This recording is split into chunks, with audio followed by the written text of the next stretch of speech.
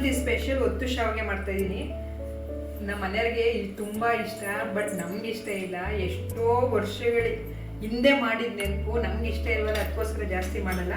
ಇವತ್ತು ಅವ್ರಿಗೋಸ್ಕರ ಮಾಡ್ತಾಯಿದ್ದೀನಿ. ನಮಗೋಸ್ಕರ ಏನೇನೋ ಮಾಡ್ತಾರಂತೆ, ಬಟ್ ನಾನು ಇದನ್ನಾರ ಮಾಡ್ಕೊಡೋಣ ಅಂತ ಮಾಡ್ತಾಯಿದ್ದೀನಿ. ಬನ್ನಿ ನೋಡೋಣ ಯಾವ ಥರ ಮಾಡೋದು ಅಂತ. ನಾನು ಫಸ್ಟು ನೀರು ಇಟ್ಟಿದ್ದೀನಿ. ನೀರಿಗೆ ಒಂದು ಸ್ವಲ್ಪ ಕುದಿಯೋ ನೀರಿಗೆ ಒಂದು ಸ್ವಲ್ಪ ಉಪ್ಪು ಮತ್ತು ಒಂದು ಸ್ವಲ್ಪ ತುಪ್ಪ ಹಾಕಿದ್ದೀನಿ. ಅದ್ರ ಇವಾಗ ಒಂದು ಸ್ವಲ್ಪ ಚೆನ್ನಾಗಿ ಕುದಿಬೇಕು ನೀರು. ಅಷ್ಟರೊಳಗೆ ನಾವು ಇದೇ ಕಾಂಬಿನೇಷನ್ನಾಗೆ ಚಿಲ್ಸಿದ ಅವರೆಕಾಳು ಸಾಂಬಾರು ಮಾಡಿದ್ದೀನಿ. ಚಿಲ್ಸಿದ ಅವರೆಕಾಳು sambar already long video upload ಮಾಡಿದ್ದೀನಿ, ಯಾವ ಥರ ಮಾಡೋದು ಅಂತ ಒಂದ್ಸರಿ ಚೆಕ್ ಮಾಡಿ. ಈಗ ನೆಕ್ಸ್ಟ್ ಕಾಂಬಿನೇಷನ್ ಏನಪ್ಪ ಅಂದರೆ, ನಮ್ಮ ಕಡೆ ಕಾಯಿ ಹಾಲು ಅಂತ ಕರಿತೀವಿ. ಅದು ಹೆಂಗೆ ಮಾಡೋದಪ್ಪ ಅಂದರೆ, ಸ್ವಲ್ಪ ಕಾಯಿ ತೊಗೊಂಡಿದ್ದೀನಿ, 2 ಏಲಕ್ಕಿ ಕಾಯಿ ಹಾಕ್ಕೊಂಡಿದ್ದೀನಿ, ಒಂದು ಸ್ವಲ್ಪ ಗಸಗಸೆ, ಇದನ್ನ ಸಣ್ಣಗೆ ಪೇಸ್ಟ್ ಮಾಡ್ಕೊಂಬರೋಣ. ಇದು ಚೆನ್ನಾಗಿ ಪೇಸ್ಟ್ ಆಗಿದೆ.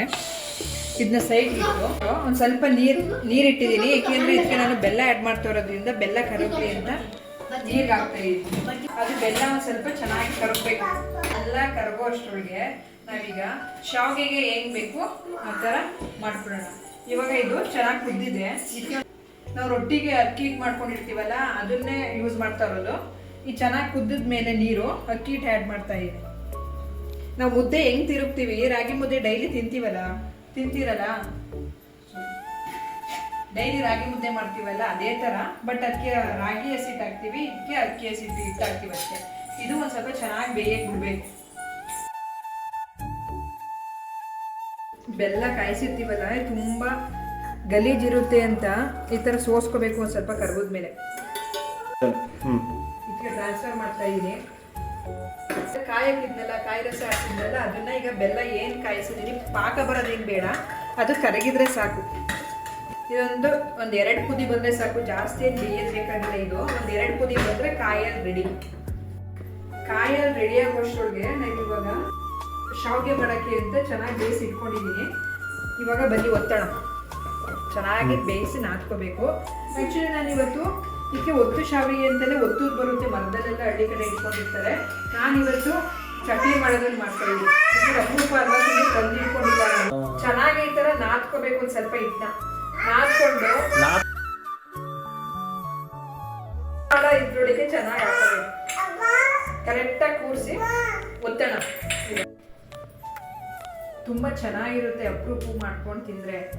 ಬಟ್ ಈ ತುಂಬ ಇಷ್ಟಪಡೋರಿಗೆ ಚೆನ್ನಾಗಿರುತ್ತೆ.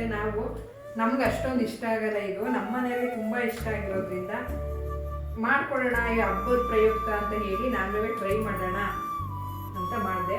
ಬಟ್ ಚೆನ್ನಾಗಿ ಬಂದಿದೆ ನೋಡಿ. ನಮ್ಮ ಮನೆಯವರಿಗೆ ಕೊಡ್ತೀನಿ ಟೇಸ್ಟ್ ಯಾವ ಥರ ಬಂದಿದೆ ಅಂತ. ಚೆನ್ನಾಗಿದೆಯೋ ಇಲ್ವೋ ಅಂತ ಅವ್ರು ಹೇಳಬೇಕು. ಅವ್ರಿಗೆಲ್ಲ ತುಂಬ ಇಷ್ಟ. ಅವ್ರಿಗೆ ಕೊಟ್ಟ ಮೇಲೆ ಹೇಳ್ತೀನಿ, ರಿವ್ಯೂ ಕೊಡ್ತೀನಿ ಚೆನ್ನಾಗಿದೆಯೋ ಇಲ್ವೋ ಅಂತ. ನೀವು ನಿಮ್ಮ ಮನೇಲಿ ಈ ಥರ ಮಾಡಿಕೊಂಡು ಅಪರೂಪಗಾರ ಒಂದೊಂದ್ಸಲ ತಿನ್ನಿರಿ, ಚೆನ್ನಾಗಿರುತ್ತೆ ಅಂತ ನಾನು ಹೇಳ್ಬೋದಷ್ಟು. ಬನ್ನಿ ಕೊಡೋಣ ಇವಾಗ ನಮ್ಮ ಮನೆಯವ್ರಿಗೆ ಚೆನ್ನಾಗಿದೆಯೋ ಇಲ್ವೋ ಅಂತ ಅವ್ರನ್ನೇ ಕೇಳಬೇಕು. ಅವ್ರು ಜಾಸ್ತಿ ತಿಂತಾರೆ ಈ ಥರ, ಅದಕ್ಕೋಸ್ಕರ ಅವ್ರಿಗೆ ಗೊತ್ತಿರುತ್ತೆ ಟೇಸ್ಟ್ ಹೆಂಗಿದೆ ಏನಿಲ್ಲ ಅಂತ. ಇದರಲ್ಲಿ ಬರೀ ಯಾವ್ದಾದ್ರು ಒಂದು ಮಾಡಿದ್ರು ಚೆನ್ನಾಗಿರಲ್ಲ, 2 ಮಾಡಬೇಕು. ಸಾಂಬಾರು ಮತ್ತು ಕಾಯಲು.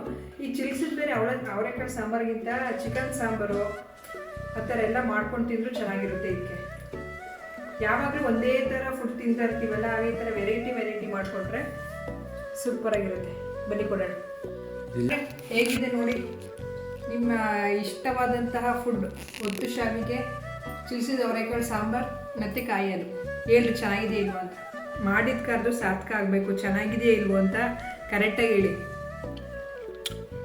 ಸೂಪರ್ ಆಗಿದೆ. ನಿಜನಾ? ಸ್ವೀಟು ಆ್ಯಂಡ್ ಖಾರನ ಎರಡು ಚೆನ್ನಾಗಿರುತ್ತೆ. ಬಟ್ ನನ್ನ ಖಾರ ಇಷ್ಟ ಸ್ವೀಟ್ಗಿಂತ. ಬಟ್ ಸೂಪರ್ ಆಗಿದೆ. Thank you. ಇದಕ್ಕೆ ಈ ಥರ ನೆಂಚ್ಕೊಳ್ತಿದ್ರೆ ಚೆನ್ನಾಗಿರಲ್ಲ. ಈ ಥರ ಹಿಂಗೆ ಒಂದು ಸ್ವಲ್ಪ ಬಿಟ್ಕೊಂಡು ಈ ಥರ ಒಂದು ಸ್ವಲ್ಪ ಹಿಂಗೆ ಮಾಡಿಕೊಂಡು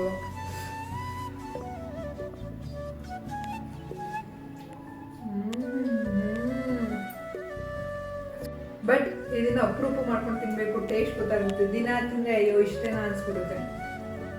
ಬನ್ನಿ ಇವಾಗ ಸಾಂಬಾರು ಹಾಕ್ತೀನಿ. ತುಂಬ ಬಿಸಿ ಇರೋದ್ರಿಂದ ಆಮೇಲೆ ಬೇಗನೆ ಆಗುತ್ತೆ. ಇದು ತುಂಬ ಲೇಟಾಗಿ ಅಂದರೆ ಜಾಸ್ತಿ ಟೈಮ್ ಹಿಡಿಯುತ್ತೆ ಅನ್ನೋದೇನಿಲ್ಲ. ಬೇಗ ಮುದ್ದೆ ಥರ ತಿಳ್ಕೊಂಡು ಒತ್ತಿದ್ರೆ ಒತ್ತು ಶಾವಿಗೆ ರೆಡಿ.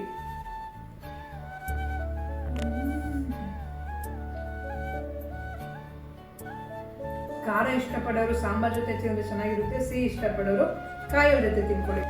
ನಿಶು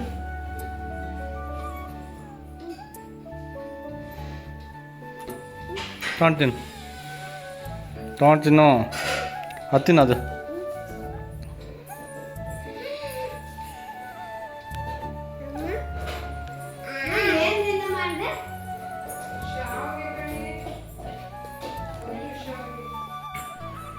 ಸಂಕ್ರಾಂತಿ ಹಬ್ಬಕ್ಕೆ ನಮ್ಮನೇಲಿ ಸ್ಪೆಷಲ್ ಒತ್ತು ಶಾವಿಗೆ, ಕಾಯಿ ಹಾಲು, ಚಿಲ್ಸಿದ ಅವರೆ ಬೇಳೆ ಸಾಂಬಾರ್ ರೆಡಿ.